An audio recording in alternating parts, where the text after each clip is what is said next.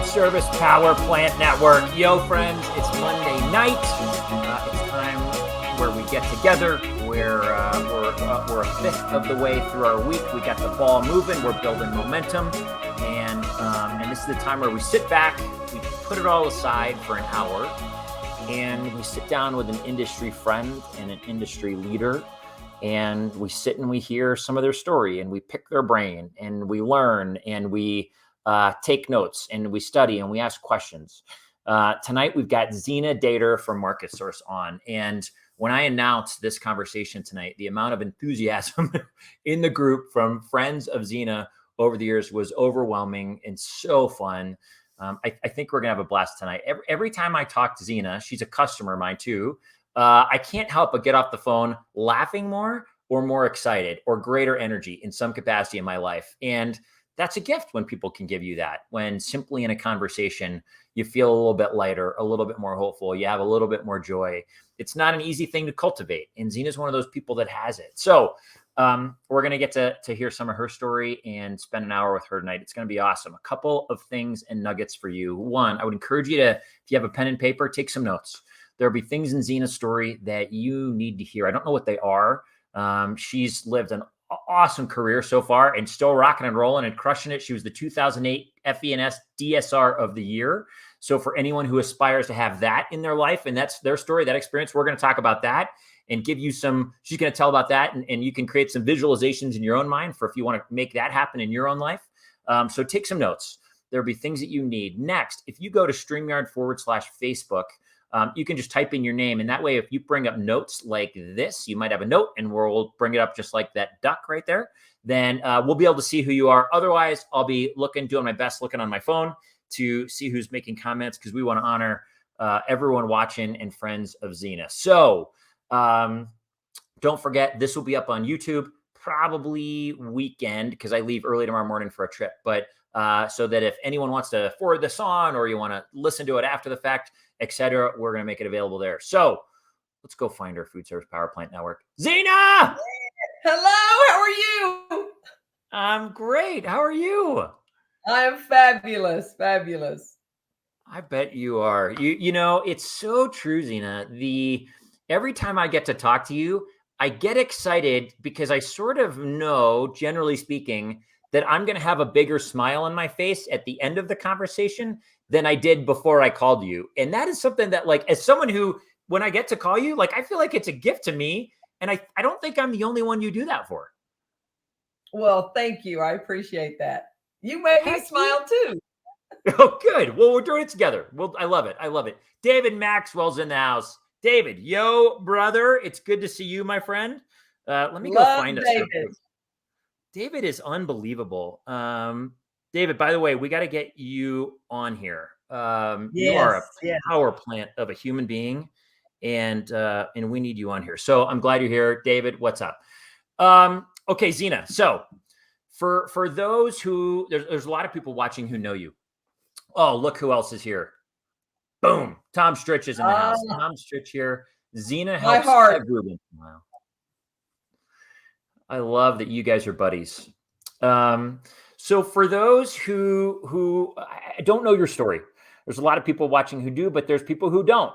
And can you give us kind of just your career story and kind of how you got to where you are now?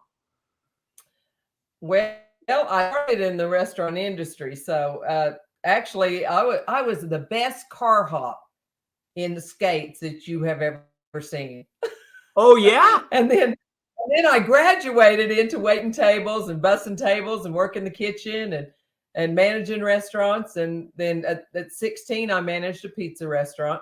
And then by the time I graduated school, I thought, man, I just need to go into management full time and into management, and then ended up doing multi-units. So I had a local chain here, and I was doing multi-units, and the people that I worked for ended up getting a divorce. And so I thought, well, what's left for me to do? So I ended up working for a company that I bought from for many years. Okay. And I worked for them for 19 years. And then I ended up at Market Source through that. So I've done both sides I went up through the ranks and ended up right where I needed to be, right here. Oh, so great. So first of all, since those early days of like bringing shakes and fries on roller skates, do you have you ever been at an industry function where there's been roller skating as an opportunity to show off your moves? No, no, I don't even think I could do it anymore. But I was a kid. I was 13, and I think I might have lied about my age because I was 13 when I was doing that. Oh, that's so great. So you knew at 20 or so, you were managing a pizza restaurant at 16, Yep. and you knew around 20 that you needed to be in management, that you needed to manage people. How did you know that? What was it about, that I did. experience? I obviously wanted to take a pay cut because when you wait tables versus managing, you make a lot more waiting tables. So, but I actually just knew that that's what I wanted to do. I wanted to be in the industry. I love the networking in the industry, the closeness that you have with your staff.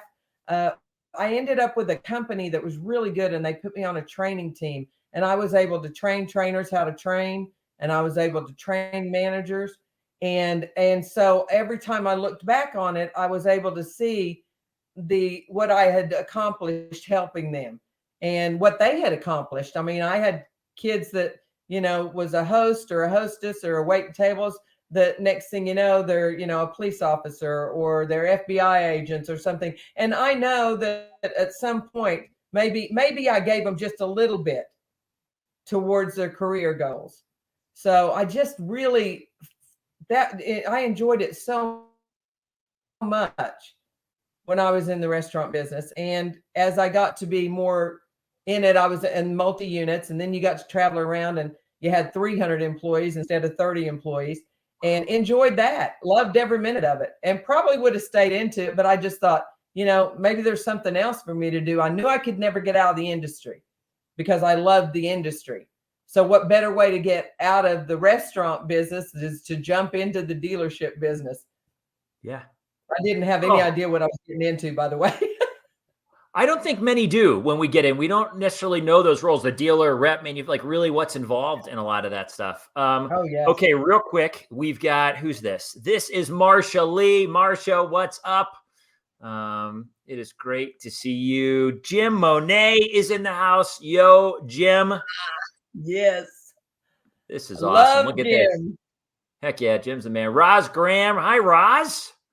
Hi, Hope you are Ross. great.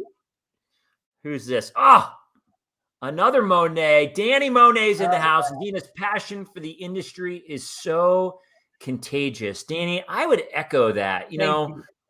Zena, you just said, I knew I couldn't get out of the industry. I just loved it so much. And, Yes.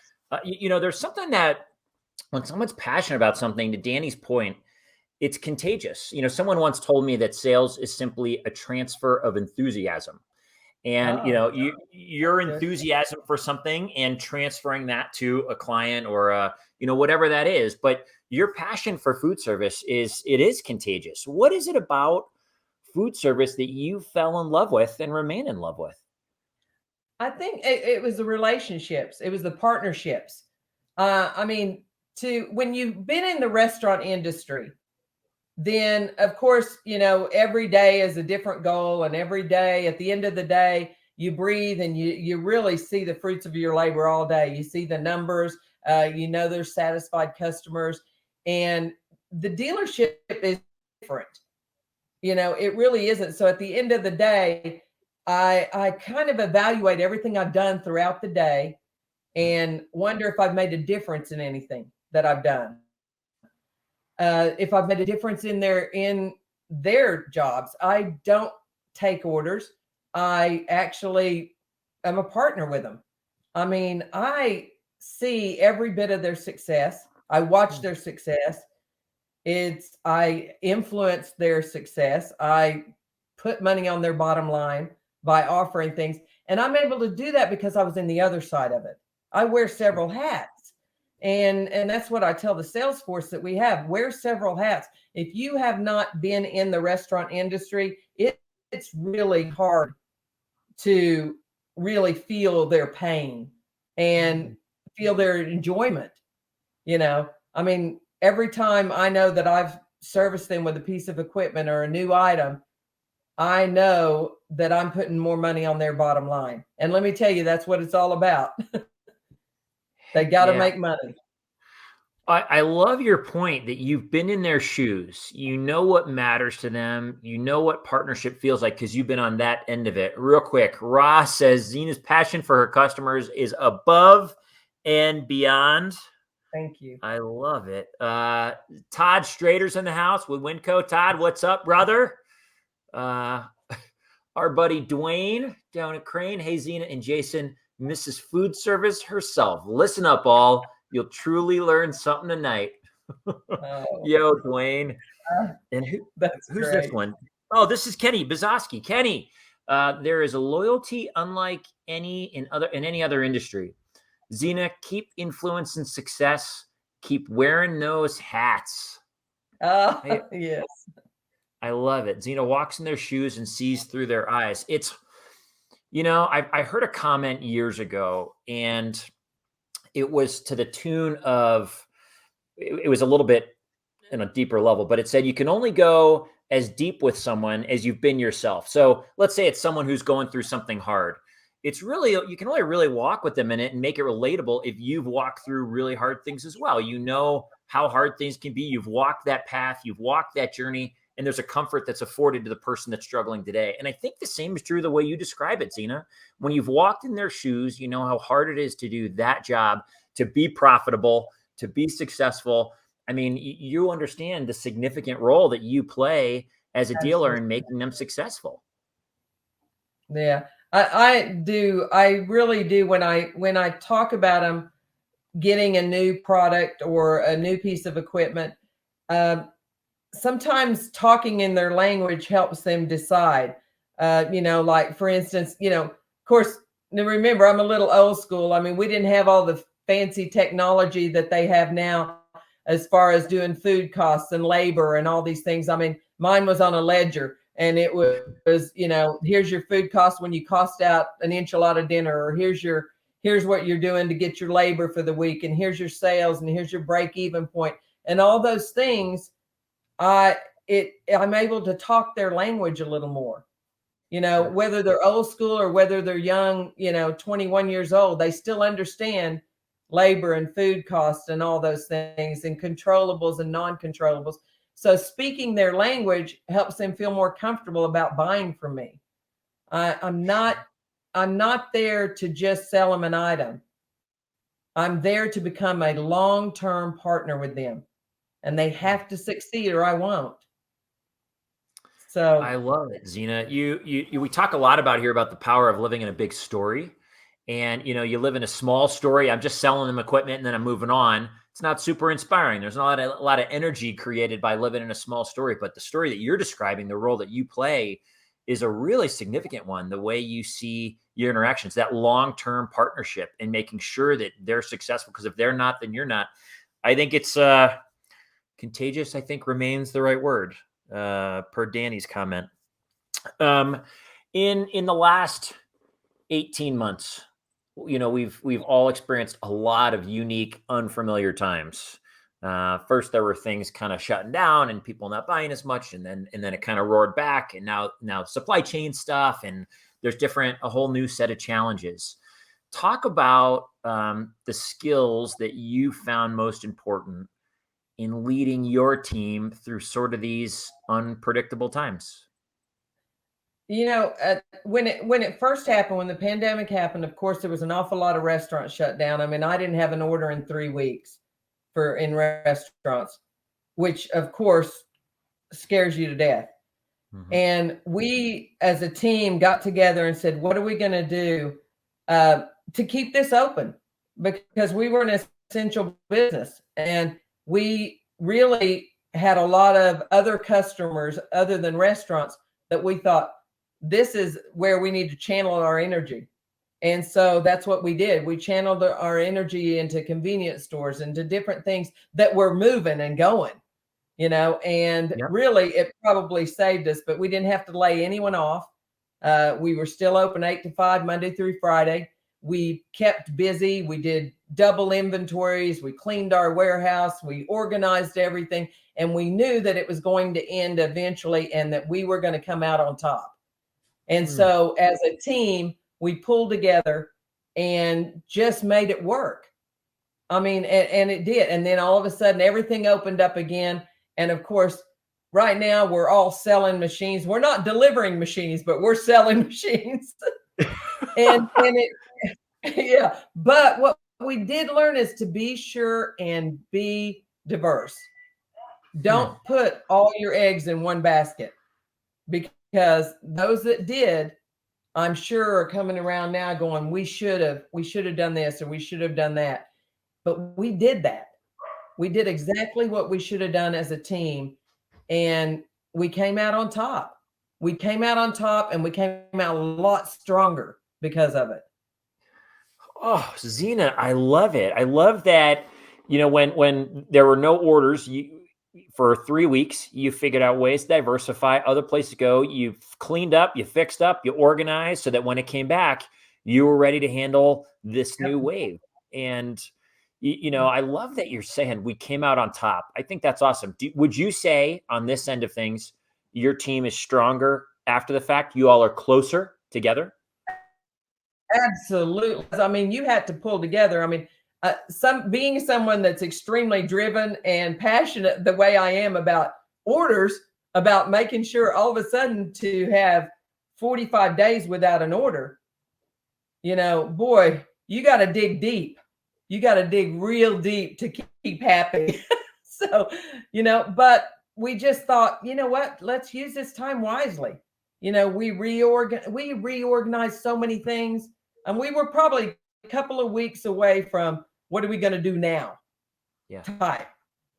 But I'm telling you, we have some really, really good chains that we deal with that really helped us out a lot. But now we're going out and we're getting a lot more diverse, because we want to make sure that if anything happened again, we're ready. We're completely ready. I love it. I love it. Josh Callan's in the house. Josh, boom, fist pump. What's up, brother? Devin Kelly. Hi, Devin. Zena, Devin. Oh my gosh, I love Devin. I think she loves you too. Zena, it's great to see you, my friend. You were one of the first people I met when I started, and you gave me so much advice that I lean on to this day. So thankful to know you. Oh, Devin, thank you so much. That's beautiful. Okay, so let me ask you this, Zena. Those times you said it was those 45 days, that tough time. You were a few weeks away from trying to figure out what to do. Are you someone that experiences stress? Go ahead. I don't. Stress is such a huge word. I don't know if it's stress. I get anxious. I get anxious to do better. I don't know if I'd call that stress, though. I say the word, oh, I'm so stressed out. I'm not stressed out. I'm just anxious. So I'm probably using the wrong word. I'm just not stressed. I'm anxious. Okay. I'm anxious to continue on, to do better, to excel in everything that I do and everybody around me. So no, I don't stress too often. No, I don't. What is it about that desire? And I get that, like that anxiety around, am I excelling? Am I doing my best? Am I thriving? Have you always had that? Was that something you picked up along the way? All my life. Yeah. I've been that way since I was a kid. So I've always been a little out there. So, but yeah, I mean, I grew up in a totally different world than what I'm in now. I mean, I came over on a boat from Liverpool, England. I was born in Liverpool, England. And, so I came to another country with my parents, and a lot of hardships growing up. My parents split up. My dad went back to England. My mother stayed here. And we in the projects, not having a whole lot, but I knew that I was going to get out. I knew I was going to get out, and I knew I had to work very hard. My mother said, you work very hard, you can have anything you want, but you got to work hard for it. And so my sister and I did exactly that. I mean, and I'm very grateful for everything I have. I'm extremely, I'm a little too much into material things, but that's because because I didn't have them when I was younger, but I don't mind working for it. And so every time I sell something, I know that I'm going to get something. And I'm not talking about just getting it back from I'm talking about buying something. That's awesome. I love I'm it. talking about so, but so I, yeah, I mean, I had it rough at one time, and I don't forget that. I'm not ever going to forget that. And so I work really hard, and I require everyone else around me to work as equally hard. Yeah, I bet. I love it. Who's this? This is let's see. This is our friend Sandy Van Buren. That is awesome. What a great outlook. I love hearing stories like that, um, because so often we think that there's times where we learn from the situation we grew up in, right? And there's times where our parents were successful. We learn that and we do it. And there's times where we're in an environment that we said, you know what, I want something different than this. And Yep. tell me what it takes to have a different experience than what I'm experiencing now as a kid. And I'm going to go do that. And I think it's a great example of how things we see that we learn around us can motivate us forward. But it's also things we see and we experience that we're like, I'm not doing that. They push us to work hard and grind and get out of that challenge. I love that was your story. It was, I have zero regrets of the way I was brought up or grew up. I think it's what has made me what I am and how well I do today. Heck yeah.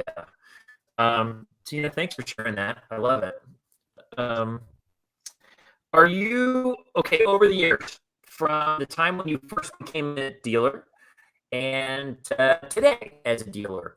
What are some of the skills that you've utilized in being successful with your customers that have remained the same? And what are some things that are way different today than they were when you started? Well, probably, when I first got in this business, people weren't as I should say customers. It's not that they didn't know what they were doing, but they weren't as educated on what they want and what they need.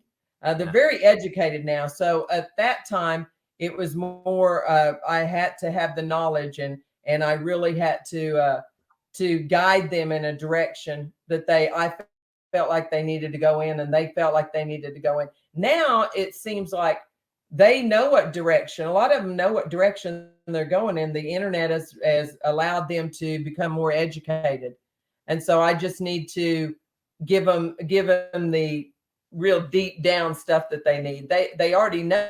A lot of them are so smart with equipment and smallwares now that I don't remember them being that way 20 years ago. sure. Now they're extremely, the knowledge is right in front of them. So there's a whole new world for me to take care of out there now, and relating to someone younger than I am. I mean, what a challenge that is to actually get on their, get on their level. And I mean, it's so different than 20 years ago, and actually I enjoy it. I am learning so much from the younger generation that it's just incredible. I just I think can they're so bright. I was going to say, I bet you love learning from people younger than you. Oh And my gosh, yes. there was a Yes. quote someone put it up the other day in our group. I forget who it was. Maybe it was David or John. I forget who. Someone put it up and it said, we always talk about leveling up, learning from people who have, are at a higher level that we want to get to or whatever in any area of our life. And someone made a comment in the group about make sure that you have a mentor that's younger than you. So not a I saw mentee, that. although we want to have mentees, but I thought that was brilliant. This idea that, I mean, I've got a colleague on my team, Mary, who was our East Coast regional. She just became our director of marketing, and she is like the most gifted, like marketing social media person I've ever met in my life, ever, like not even close. And she like, I think her dog, within like a week and a half of having a dog, it had like 1,000 followers or something on Instagram.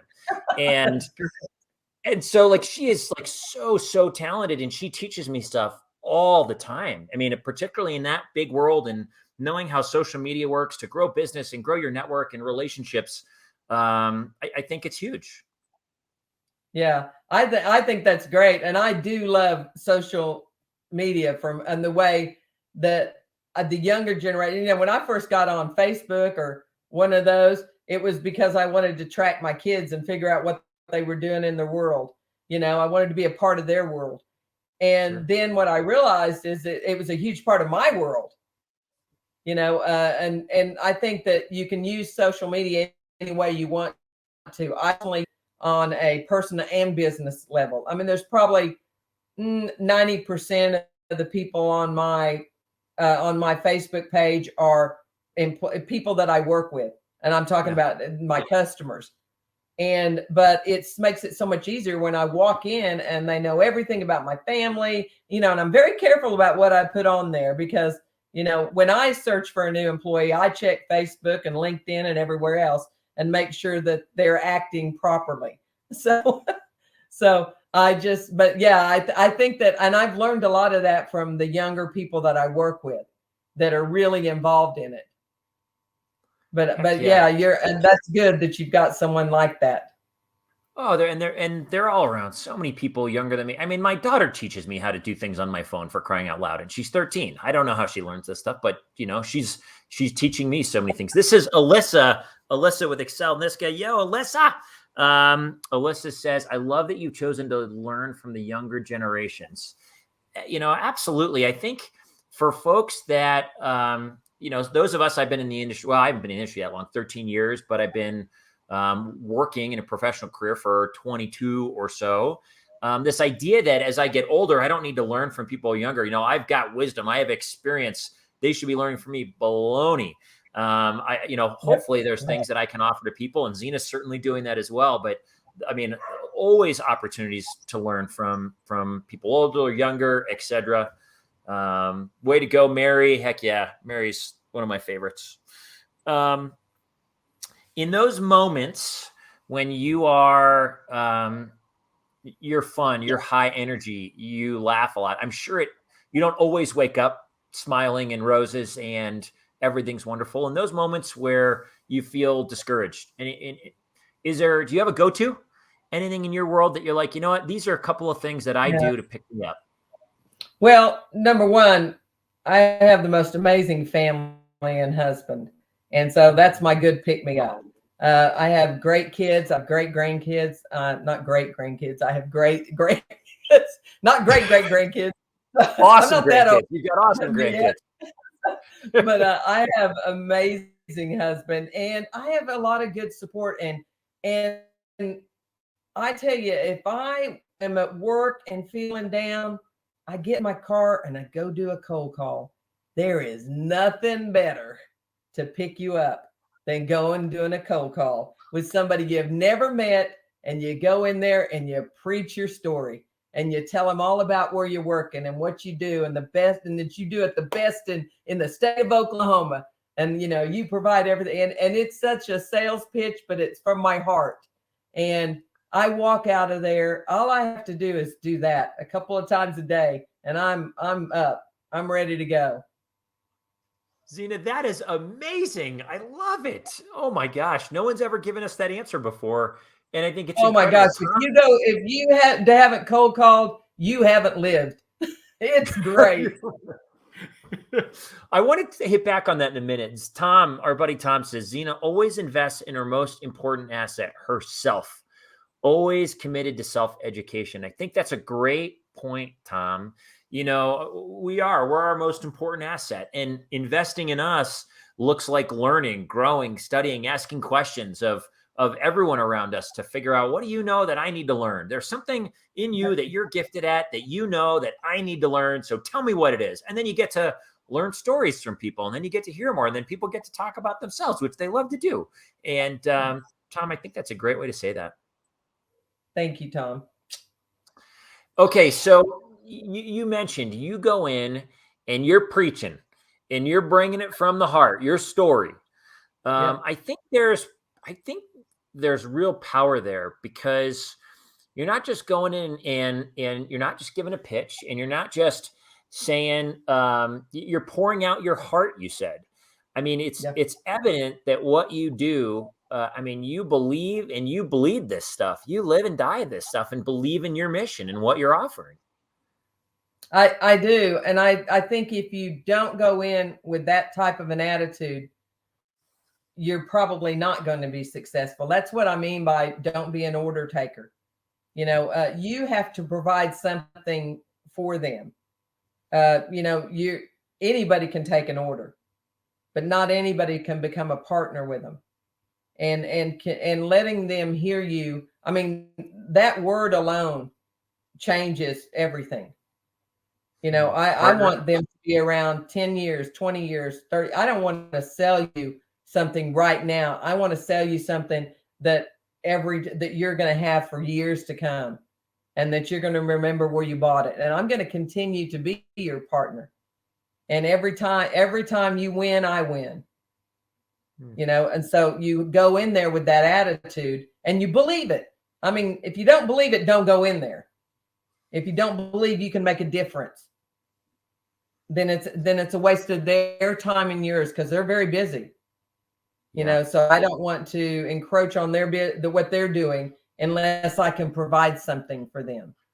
Heck yeah, Zena. Feel it. You got to feel it. This is our friend Alyssa. Alyssa says, I'm terrible with cold calls. How do you pump yourself up or prep for a cold call? Great question.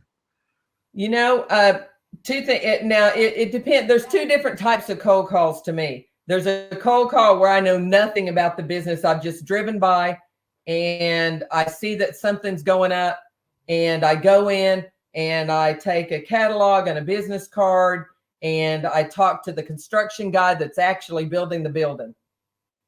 There's that type of cold call. And I go by there every week and I just talk to him. And let me tell you, he'll be my insight to somebody else. And then there's the other cold call that the building's already standing there and I have not been by there and didn't even realize it was there because I hadn't been out in a while.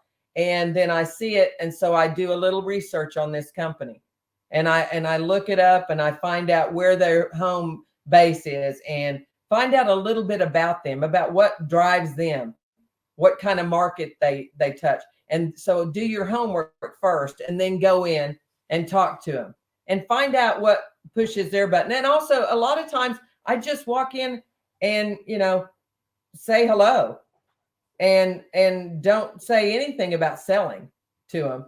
I'm just there. And then the next couple of times, and I do believe that to start fresh with a cold call, I think if you have not gotten somewhere with them in 7 calls, then I believe you move on. That's my number. I have no idea where I got it, but it's worked for me. So after 7 weeks of going to see someone or 7 bi-weeks going to see someone, if you're still not getting anywhere, maybe you need to do it once a month or once every 2 months or once every 3 months and move on to the next person. So there's different types of cold calls. So do your homework.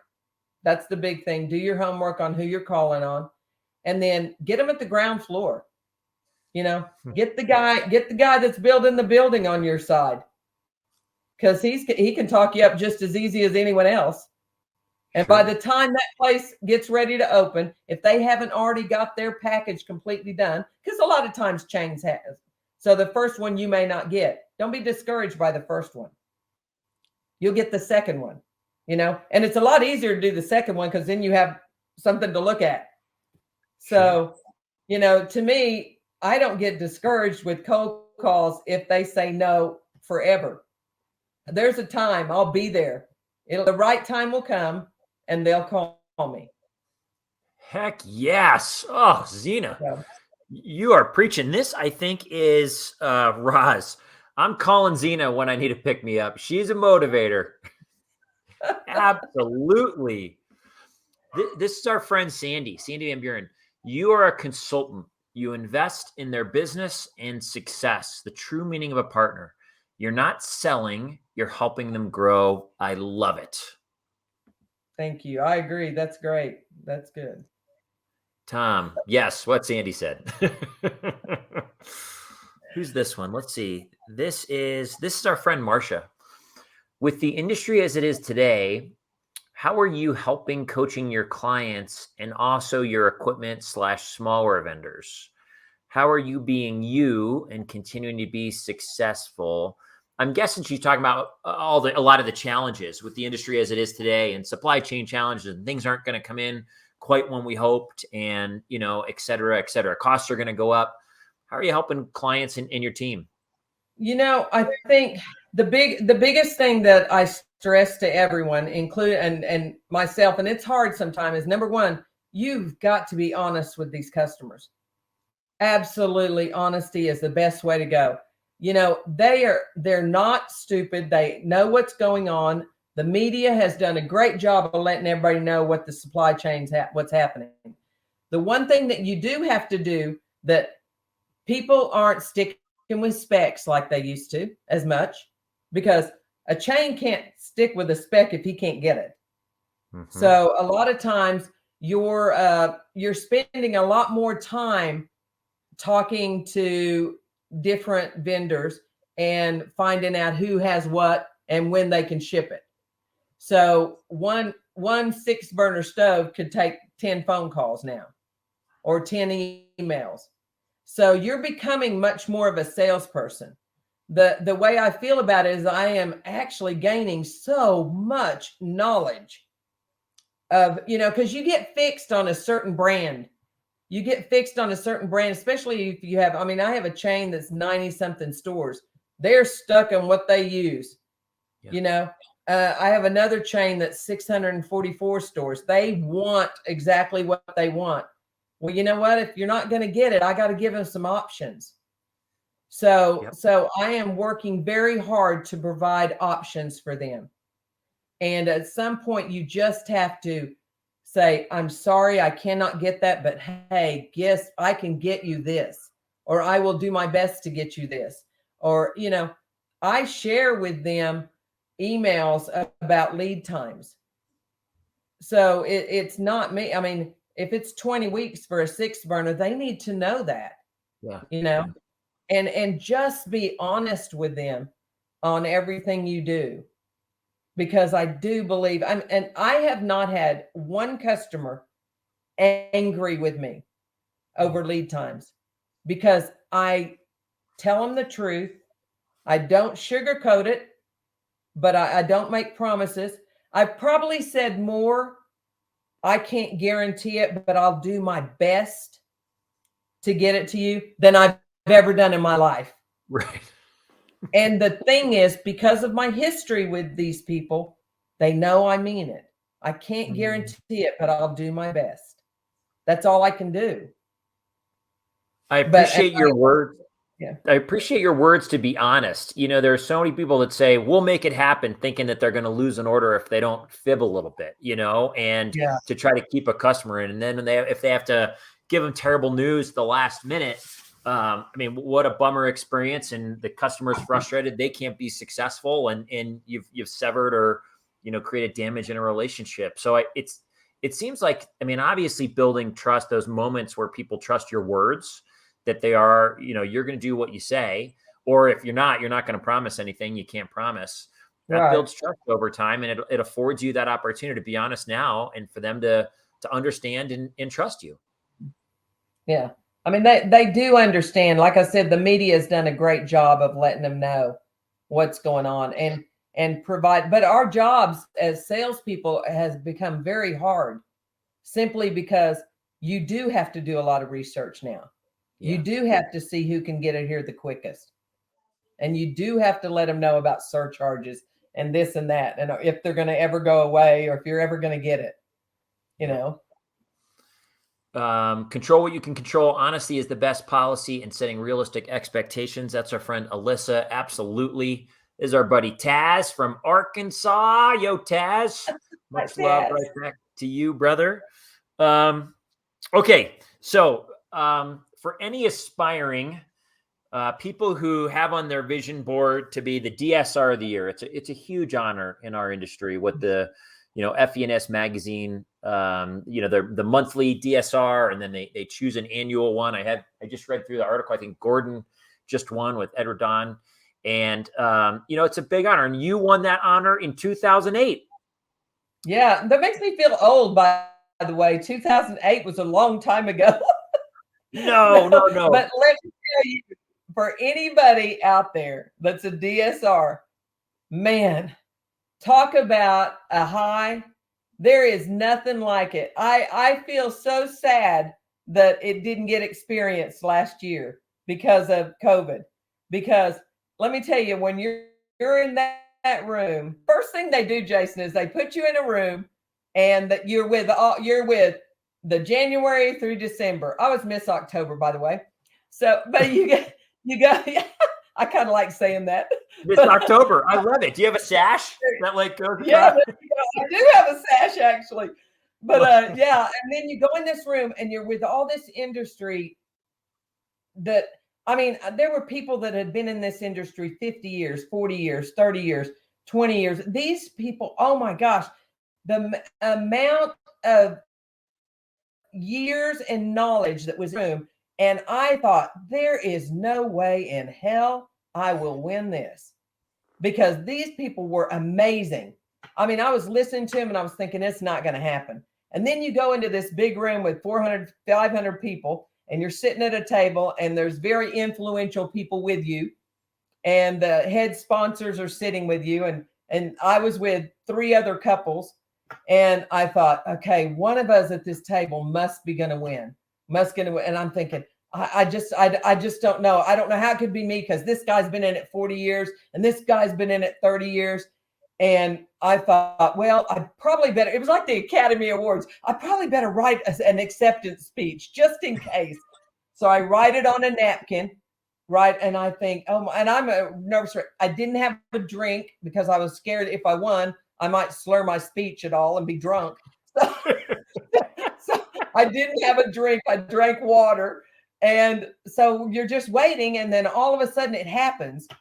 And you can't believe it. It's just, I didn't even know how to speak at that point. And you walk up and I look at this piece of paper and my hand had sweat so bad that all the print came off. And I thought, good Lord, I'm not going to be able to thank the people that I need to thank. And you look out in that audience and you can't see anybody because it was all a blur, but I'm telling you, the high that you get, there is nothing like it. Nothing like it. If you have an opportunity to try to become a DSR of the year, you need to do it, because it is amazing. There's my story.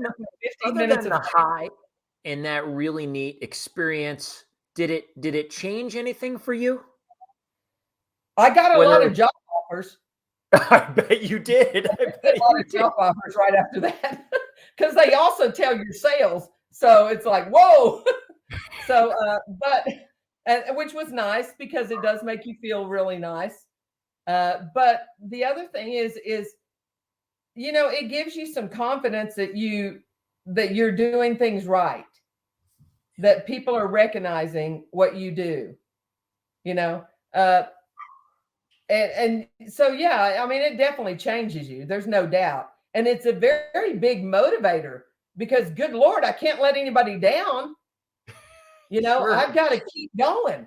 I got another 10 or 15 years in me, and I got to keep going. I want to be a DSR of the year twice. Yes. That's what I want to do. Nobody's ever done it. Oh, why can't do I? It. Yeah, you can. Yeah, I can. So, I can't wait. If you're ever 15 years to do it. I can't wait. If you're in that room again and you're writing on a napkin, just like I'll duplicate it. I'll give you another napkin where I'm not sweating as much. And when you win, I can hand you that one and you'll know who to thank. It was horrible. It was all over my hand. There was black everywhere. I thought, oh my gosh. So great. The look on your face was priceless, says our buddy Tom Stretch. You couldn't believe it, but you earned every bit of that win. So proud of you. And I can't wait till you're the first person to win it twice. Boom. I love it. I love it.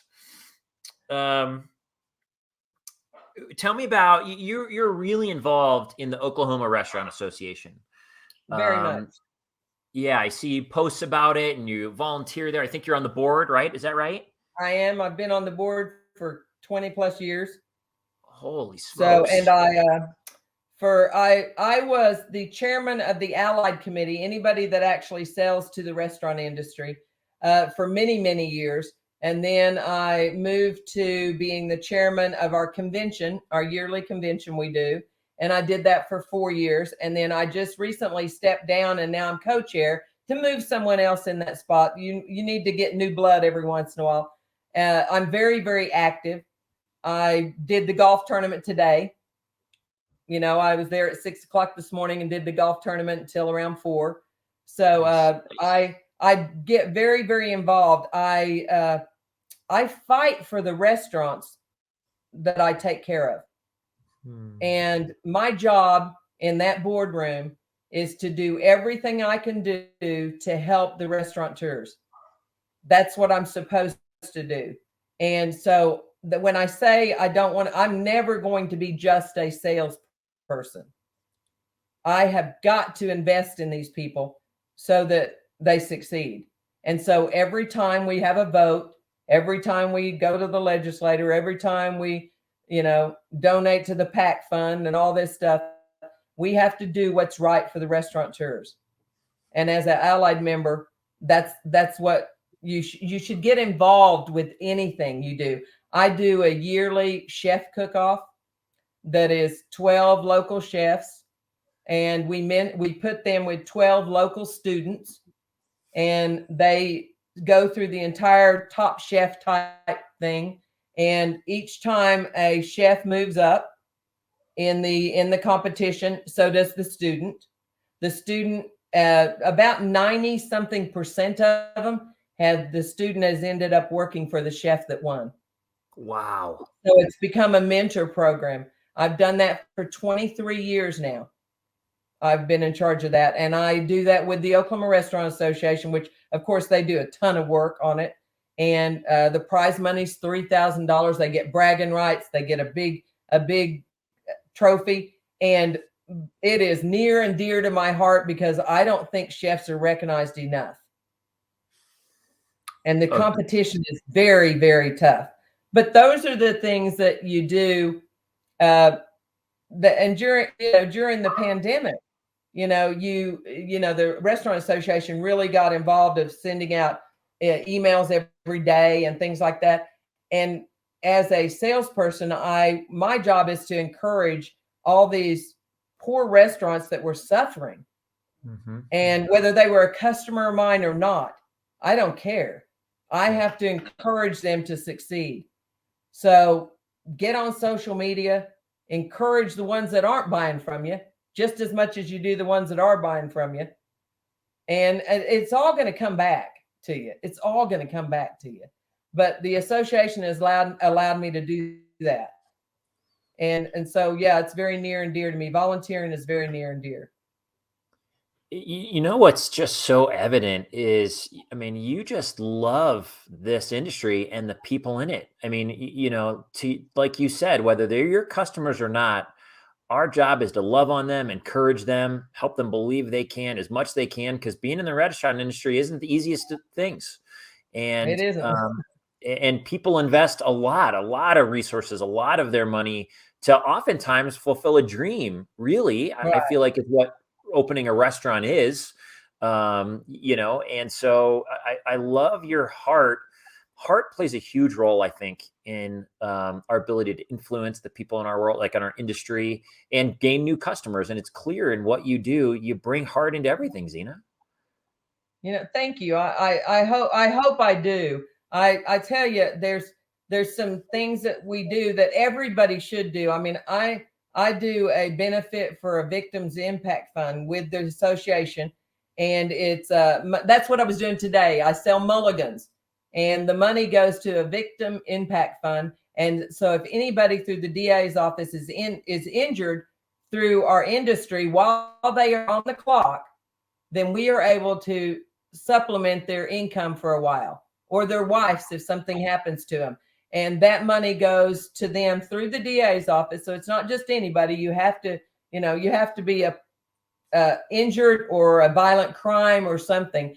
But those things are the things that we try to do through the association. And so if you're not in the association, get in it and be active and make a difference. I love it. And I don't know who would be watching this who doesn't want to be a part of that. The ways that you're caring for, lifting up people who are struggling, going through a hard time. Who is this? This is our friend Sandy. This talk should be a recruitment tool for the industry. Your passion and love for the industry shines through. I agree. There have been, when I was on the board of MOPSI and working with different channel partners, we talk all the time. I mean, all the heads are trying to figure out, how do we recruit people to intentionally end up here, not just sort of fall in here because they had an uncle or they had an aunt or they just sort of, whatever. And, I agree. Your passion is so, to Danny's word, contagious. It should be a great recruitment tool. I love it. I love it. You're right, Sandy. You're right. This is our friend Alyssa saying, speaking of younger generations and students, what's your best advice for those trying to break into our industry? We do, what's the best advice for them to break into it? First of all, you got to start out on the bottom, and make sure you have good work ethics. Make sure you have a great mentor. There's so many ways through the school system, even young. They have so many programs now. The Pro Start program that is in all of the schools. If you're not aware of it, research it. It's high school students. And, we do competitions every year, and I judge the competition of the management side of it. And that encourages the youth to get into our industry. We need to keep more youth in our industry. Mm-hmm. So we make it fun for them. This is a fun industry. And once you get in it, it's hard to get out. It gets in your blood. It's addictive.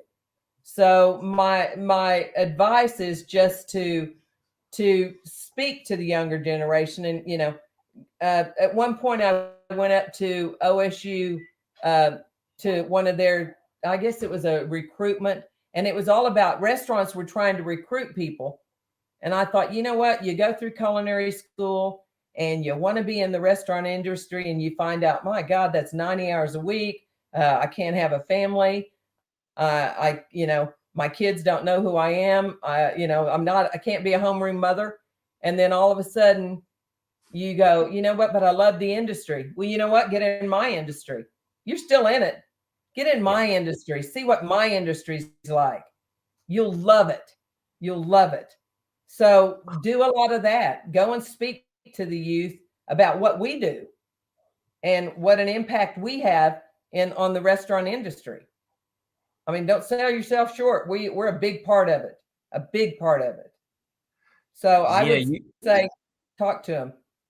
You are so right. It's amazing, what we do is such a significant part of the industry running. And it's amazing how many younger folks don't know that we exist. Like we're like a clandestine secret force. But I think you're right. It's a way to have balance and some boundaries in life, so you can experience things that bring fulfillment, whether that's family or whether that's, a lot of other health things you can find when you've got boundaries outside of a restaurant.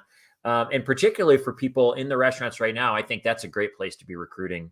I know that we need to wrap it up in a minute, but Pro Start, check, boom.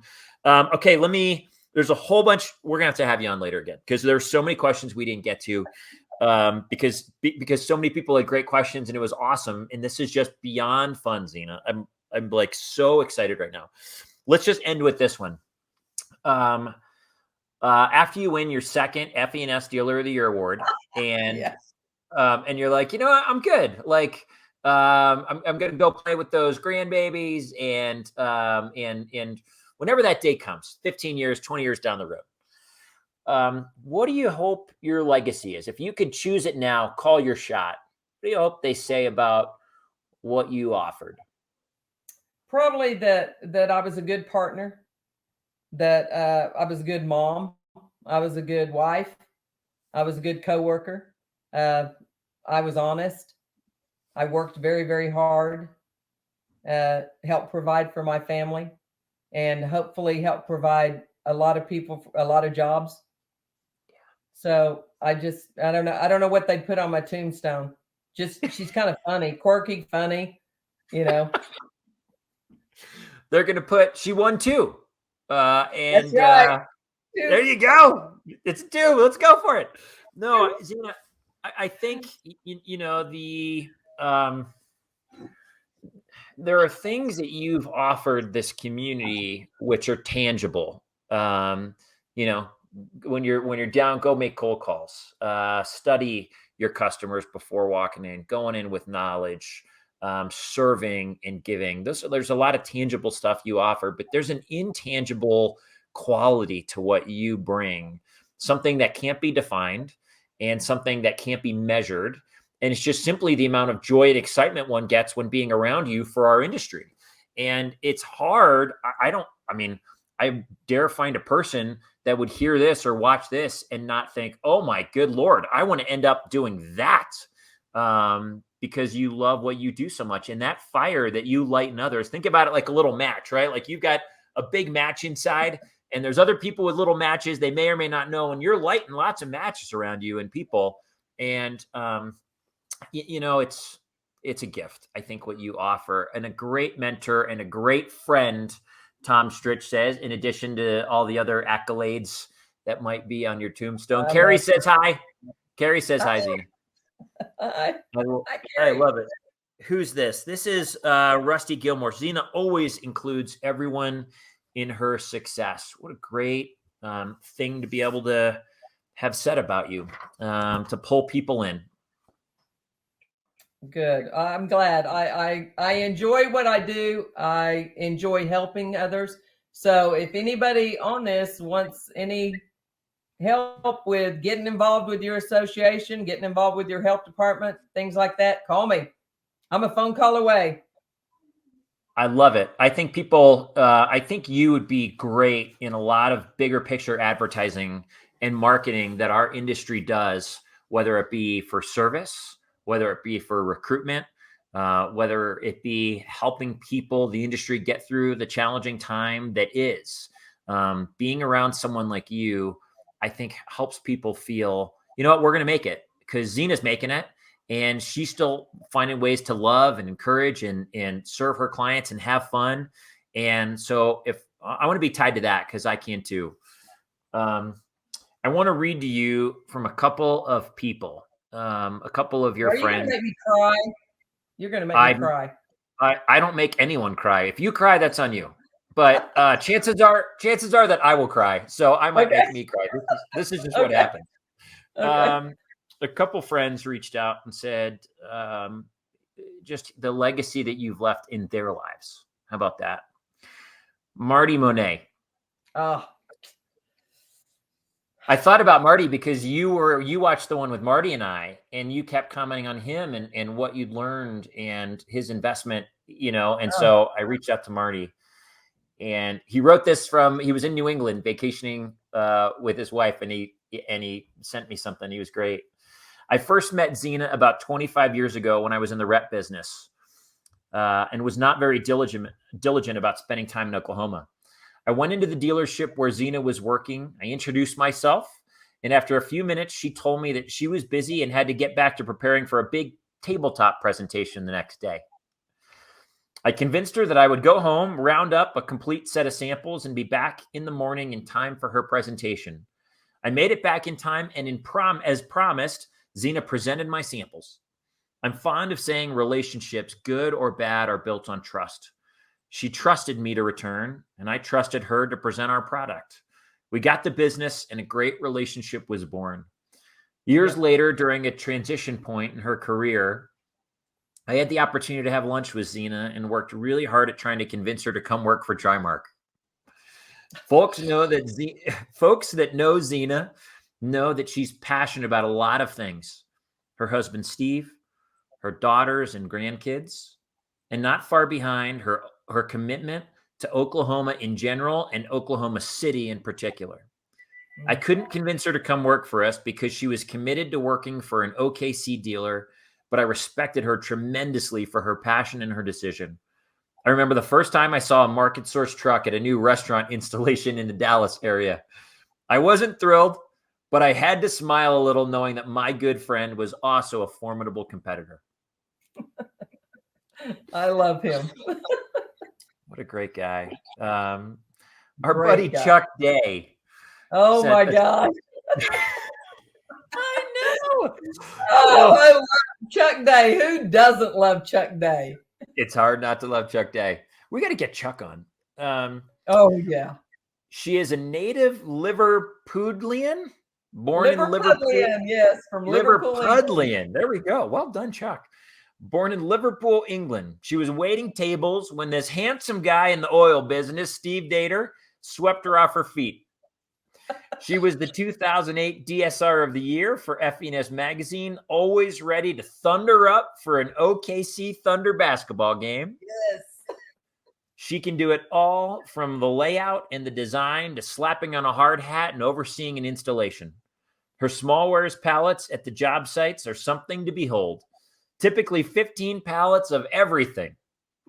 She is the consummate doting grandmother and thinks her grandbabies hung the moon.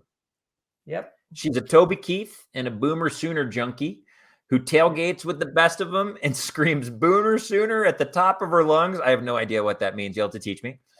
She started the Oklahoma City Chefs Competition and which has grown exponentially under her guidance. Until Zena, it didn't even exist. Any Thunder player who opens a restaurant comes to Zena. Her reputation precedes her for startup training and follow-up after the sale. Perhaps she will break out her crown and scepter and her purple robe from her 2008 FE&S DSR of the Year for the occasion. I love him. So great, Chuck. Oh, he's fabulous. Our mutual friend, Chris Perotti. Ah, my heart. Zena is so passionate about this industry, and it's contagious. That's the word that keeps coming up. She's open to sharing her knowledge, especially to new people starting out, and is always a willing mentor. She's a creator of powerful connections, both professionally and personally. A friend of Zena's is a friend for life. She has very solid long-term customer relationships because she's a raving fan of each and every one of them. Yep. They love her because she loves them. She has an absolutely huge heart. Another word that keeps coming up. Thank you. Wow. Last but not least, our buddy Tom Stritch. Ah, Tom. In life, you have givers and you have takers. Zena is a complete giver.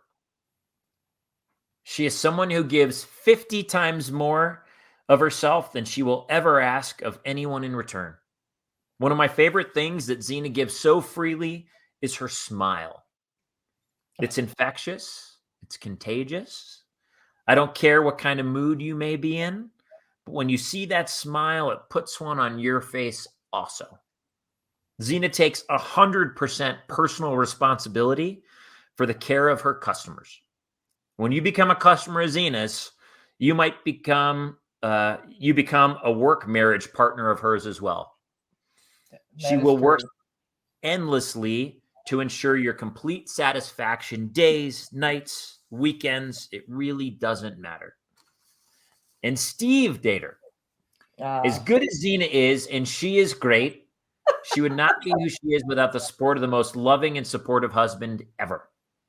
Steve Amen. makes all of us other husbands look bad, really bad.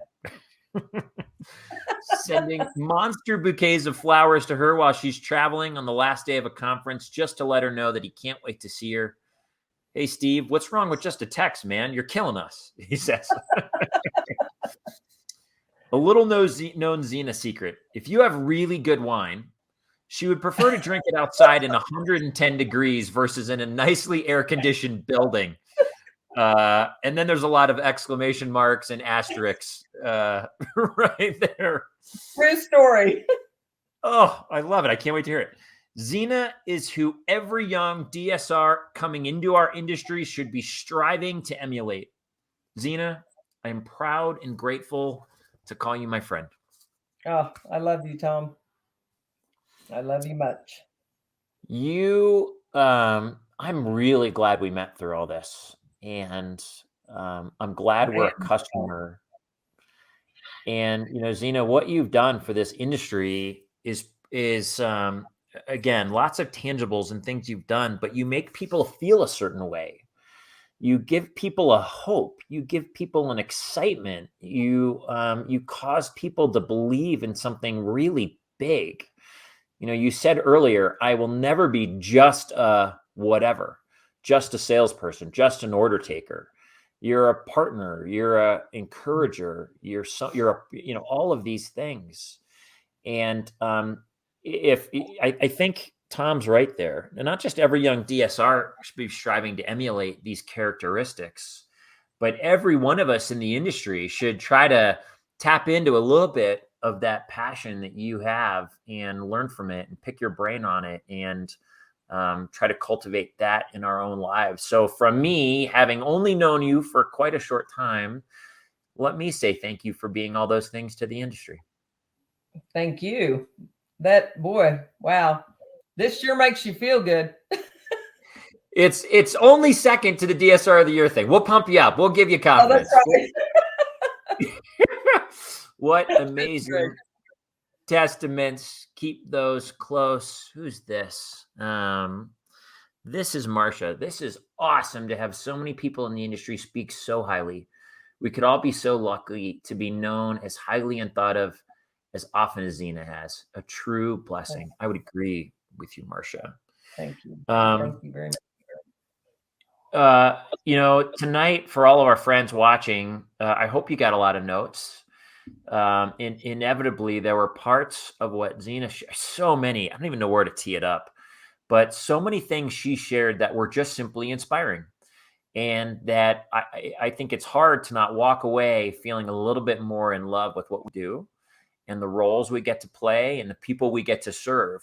Many who are living out a dream and who put their life savings to start a restaurant because they had a passion of this thing they believed in, something they loved, and they wanted to offer it to others. And what we do to help facilitate that dream in their lives is no small matter. And Zena is a great example of that. If you ever look at what you're doing in the industry and think, I'm just anything, I'd say call Zena. Zena, is that okay? Yeah, absolutely. Please. Call Zena and say, Zena, tell me a little bit more of where that passion comes from, where that love, where that partnership and that understanding that you play a really big role in these people's lives. She'll fire you up. She's gonna light you up. And Zena is a great mentor. Great job. Love it. So if you're watching, call her, reach out anytime. Remember, the Food Service Power Plant Network is built of a community of people who believe in what we do, who believe in supporting one another, because it isn't always easy, but who believe that we're a part of a really big story and are out to make a difference and focus on all the good that we get to both receive and that we get to give. So continue to cultivate those things in your life. And we didn't get to challenges for Zena. That'll come for another one. But Zena's been through a lot. And there were some hard times along the road, some bumpy roads that she had to figure some things out and keep hope alive and keep going. And, so for any of you out there watching tonight, I talked to, a bunch of customers today. And, one customer said, it wasn't burnout, weary might've been the word, because it's a lot communicating the way that we're needing to right now, all these different things and finding different solutions, to Zena's point earlier, when you can't get product A for 26 weeks, whatever it is. And of course it's weary. Know that you're not alone, that we all have these experiences. And a part of maintaining that energy of today is knowing that this too will end, that you're going to come out on the other end of this. Like Zena and her team, when COVID hit, they were cleaning, they were finding other avenues of business. They were, diversifying their client base, et cetera, so that when it came back, they had, a lot more gears in that engine, if you will. That's right. And same is true of us, because it always comes back. It's easy to get down thinking, not seeing a light at the end of the tunnel, but it always comes. So keep going, keep moving. If you need support, if you need encouragement, there are so many people in this group that'll be willing to listen to you, talk to you. You can message some of them. You can message Zena. You can message me. Any of the people commenting tonight, all incredible people. Just know that you're not alone, and know that this too shall pass. We're in it together, and we'll certainly get through it together. And then one day, when we're all back at one of those FE&S Dealer of the Year awards, or at an NRA, or a NAFM, or at wherever we all can get together again, it'll be all that much more sweet to connect and share a meal and share a drink and share a hug and those stories. So keep on going. Everyone, thanks for watching. Remember, continue to use your voice in the Food Service Power Plant Network. It's there so that anything that encourages you, that lifts you up, that inspires you, that motivates you, share it with everyone. Chances are, if it's captivating, if it's touching you in a certain way, a positive way, if it's lifting you up, it's going to do that for others. So start using your voice to encourage and lift up, etc. Know that this conversation with Zena will be on YouTube, probably end of the weekend, early next week, because I'm headed out tomorrow morning for a bunch of different, a couple trips back to back. But we'll get that up there, and you can see it. You can reach out to her. Everyone, thanks for joining us. Lots of love from Zena and I and this whole community, and we'll see you soon. Zena, thanks again, my friend. Thank you.